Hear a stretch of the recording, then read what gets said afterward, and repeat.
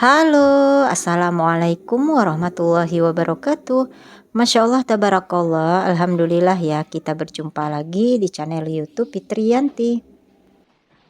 Share lagi kegiatan rutinitas harianku sebagai ibu rumah tangga. Nah, ini adalah video kelanjutan dari aktivitas aku yang aku share di video sebelumnya ya. Jadi ini hari yang sama, tapi di siang harinya. Nah, untuk yang belum nonton video aku sebelumnya, yaitu aktivitas mulai di pagi hingga siang hari, langsung saja klik kartunya di atas atau klik link yang ada di description box. Ini adalah aktivitas aku pas di siang harinya ya. Jadi kemarin aku sempat cerita kalau sepulang kerja Pak suami itu langsung mampir ke pasar tradisional untuk belanja kebutuhan harian ya, atau stok untuk kulkas. Walaupun sayur-sayuran yang dibeli oleh Pak suami kemarin itu nggak begitu banyak, paling buat stok 1 atau 2 hari ke depan, tapi aku tetap mau masukkan ke dalam food container. Selain supaya lebih rapi, juga tetap menjaga kulkas kita itu supaya nggak mudah kotor. Kemarin itu waktu liburan kan aku ke tempat ibuku ya, jadi kulkas ini memang sengaja aku kosongin supaya pas pulangnya dari liburan aku bisa ngebersihin kulkasnya dan bisa ngerepil stok isinya. Nah, tadi itu laci kulkas ini cuman mau aku lap-lap aja ya pakai tisu, tapi ternyata rontokan sayuran yang udah kering gitu banyak banget di dalamnya. Jadi aku kesusahan untuk ngambil pakai tisu. Makanya ini aku keluarkan aja lacinya dan aku kesempatan buat ngelap-ngelap bagian bawahnya ini ya. Rontokan sayuran kering itu terjadi karena aku itu biasanya males masukin sayurnya ke wadah food container. Jadi langsung sayuran yang berada di dalam kantong itu aku masukin dalam laci ini karena mau cepet gitu ya. Nah, alhasil sayurannya itu kering ya, atau ada yang rontok gitu dan jatuhlah ke dalam lacinya. Makanya untuk menjaga kebersihan kulkas memang bagusnya itu sayuran. Pokoknya apapun yang ada di dalam kulkas itu kita masukin wadah food container. Jadi kita nggak repot membersihkan kulkasnya, cukup kita cuci aja wadahnya ya kalau kita mau nge-refill ulang. Alhamdulillah ini udah selesai aku ngelap-ngelapnya, tapi untuk bagian freezer aku nggak bersihkan karena di bagian freezer itu memang kosong dari segala stok daging-dagingan ya, kecuali dagingan ayam yang Pak suami beli barusan tadi. Terus juga kalau untuk daging-dagingan itu aku rajin masukin ke dalam wadah food container, makanya gak ada bau yang tertinggal di dalam freezernya. Kemudian freezernya juga kan gak ada bunga esnya ya, karena aku kan udah ganti kulkas. Kalau kulkas yang lama itu pasti aku sibuk ngebersihin bunga esnya.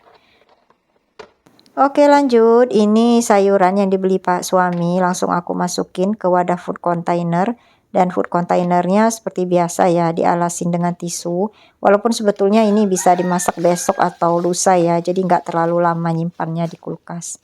Dan ini bawang merah sama bawang putih, ini paling 1/4 kilo. Itu aku masukin ke wadahnya. Tapi untuk bawang-bawangan itu aku nggak simpan di dalam kulkas ya, tapi di luar suhu ruangan biasa. Dan ini aku mau masukin tomat. Tomat ini sebetulnya ada sisa 4 biji lagi, itu sisa sebelum aku liburan ya. Dan tomatnya ini masih bagus tuh ya, jadi dia nggak busuk. Ini aku lap-lap lagi karena ada uap airnya. Terus sementara yang di bawah jeruk nipis itu adalah tomat yang dibeli Pak suami. Aku gabungin aja di satu wadah, tapi tetap ya waktu masak itu aku pilihin yang mana yang udah matang duluan. Nah, kalau aku sendiri yang beli tomat dalam porsi yang banyak, itu biasanya aku pilih menjadi 3 kategori tomat ya, yaitu aku pilih yang masih hijau, yang setengah matang maupun yang matang. Jadi aku ingat pesan itu dulu disampaikan oleh guru sekolah aku di SMA ya. Jadi ia itu selalu penuh nasihat ngajarin aku kalau misalnya mau belanja tomat itu dalam porsi yang banyak itu kita bagi-bagi menjadi 3 kategori itu, supaya katanya yang setengah matang atau yang masih mentah itu nggak keburu busuk kalau kelamaan kita simpan di dalam kulkas. Jadi itu teringat banget pesannya nyampe sekarang dan itu aku terapkan ya kalau aku belanja tomatnya. Tapi ini karena yang belanja Pak suami, jadi kayaknya tomat yang dipilih oleh Pak suami itu yang matang semua ya, yang udah merah banget. Untungnya Pak suami beli tomatnya nggak terlalu banyak ya, jadi aman lah kalau buat 1 minggu ini aja. Nah ini aku lanjut ngelap-ngelap jeruk nipis dan untuk jeruk nipisnya ini aku simpan aja di dalam wadah keranjang ini dan ini nanti aku masukin ke dalam laci bawah di chiller kulkas. Oke, untuk cabenya ini aku potongin bagian tangkainya. Jadi aku nggak potekin pakai tangan ya, karena aku takut nanti cabenya itu ikut patah. Katanya sih kalau cabenya itu udah patah itu rentan cepat busuk. Tapi kalau misalnya kita buang tangkainya itu nggak sampai patah, dia bisa awet lebih lama. Ini cabenya nggak aku cuci dulu ya, jadi langsung aja aku masukin ke wadah food container. Kalau mau kita cuci terlebih dahulu juga boleh, asal pada saat nyimpan di wadah food container itu keadaannya udah kering. Alhamdulillah ini udah selesai aku food prepnya, nggak terlalu banyak kan yang dibeli oleh Pak suami, cuman lebih lega karena kulkasnya udah bersih. Nah ini aku tinggal susun aja food containernya ke dalam kulkas dan beneran kulkas ini keadaannya plong kosong ya. Jadi setelah ditinggal liburan aku belum sempat belanja banyak lagi. Jadi ini paling buat ngebantu aja untuk 2 harian ini. Dan ternyata di kulkas juga masih ada sisa stok sayur bayam sebelum liburan kemarin dan keadaannya juga masih seger dan bagus.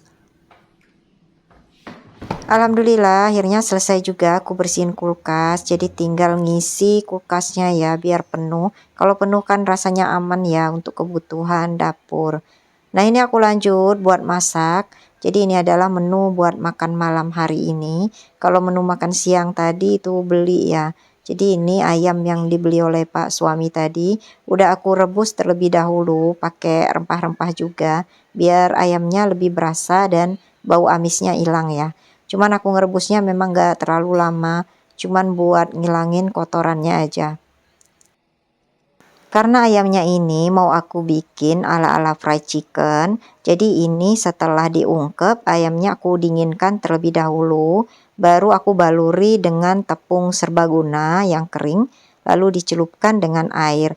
Nah airnya itu aku udah kasih dengan sedikit garam, sedikit ketumbar sama bawang putih halus.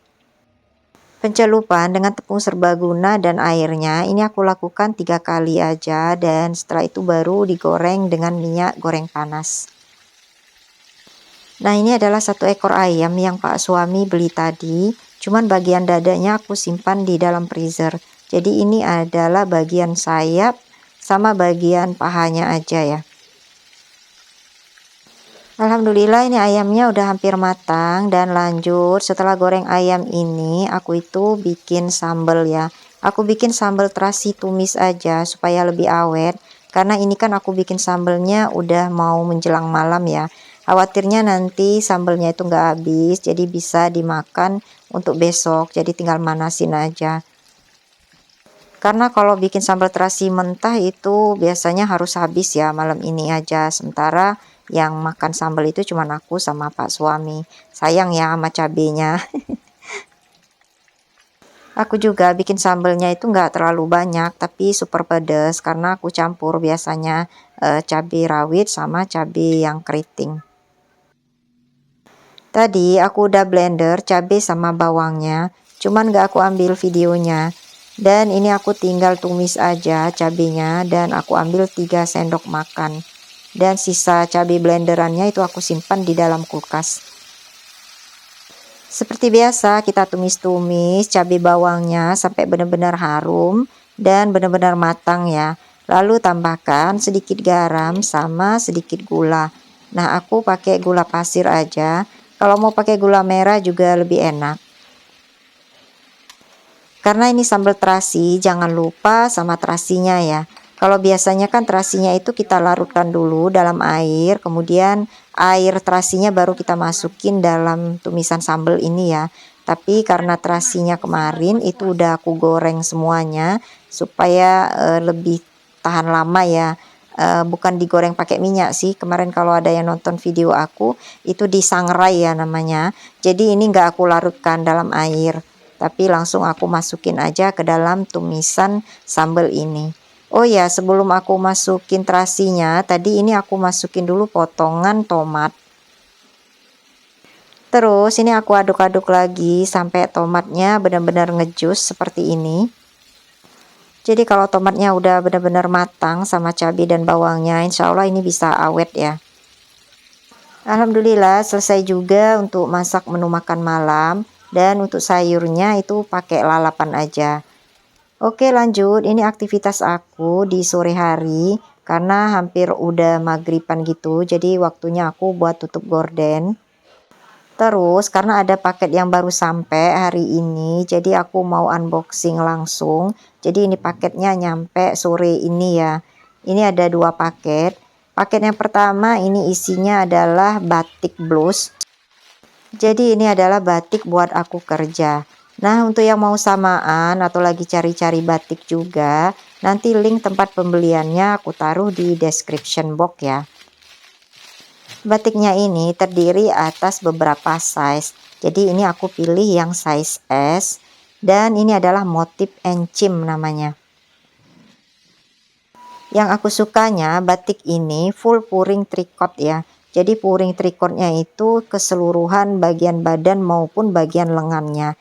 Nah ini aku buka kan. Jadi ya seliting depan gitu. Ini yang aku pegang ini adalah puring tricotnya. Bagian depannya itu ada 2 motif, jadi kiri dan kanannya itu beda motif. Tapi untuk bagian belakangnya sama bagian tangannya itu satu motif. Cantik banget kan warna pinknya. Ini boleh dipadu padankan sama rok putih atau rok warna pink juga. Harga blus batik ini adalah Rp190.000. Oke lanjut, ini aku unboxing paket yang kedua. Nah paket yang kedua ini adalah barang buat Pak suami. Ini adalah sepatu sneaker pria ya. Jadi kalau di video aku sebelumnya kemarin aku unboxing sepatu sneaker buat wanita. Nah ini sepatu sneakers buat laki-laki. Pak suami minta pilihkan warna putih motif gitu ya. Jadi aku pilih yang model ini. Nanti untuk yang lagi nyari juga sepatu sneakers buat pria, link tempat pembeliannya ini aku taruh di description box. Nah, jadi ini itu adalah sepatu impor. Harganya ini Rp195.000. Langsung aja kepoin untuk official store-nya karena di sana banyak banget pilihan untuk sepatu sneakers laki-laki. Ini aku spill sebagian dalamnya ya. Jadi bagian pijakannya itu bener-bener empuk, nyaman di kaki. Terus ini bagian jahitannya juga rapi banget ya. Ini kalau nggak salah made in China gitu. Nah, kiranya unboxing paket dan reviewnya mengakhiri perjumpaan kita di video kali ini.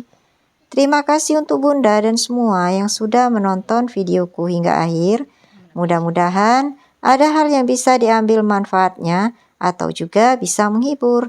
Nantikan video YouTubeku selanjutnya. Wassalamualaikum warahmatullahi wabarakatuh.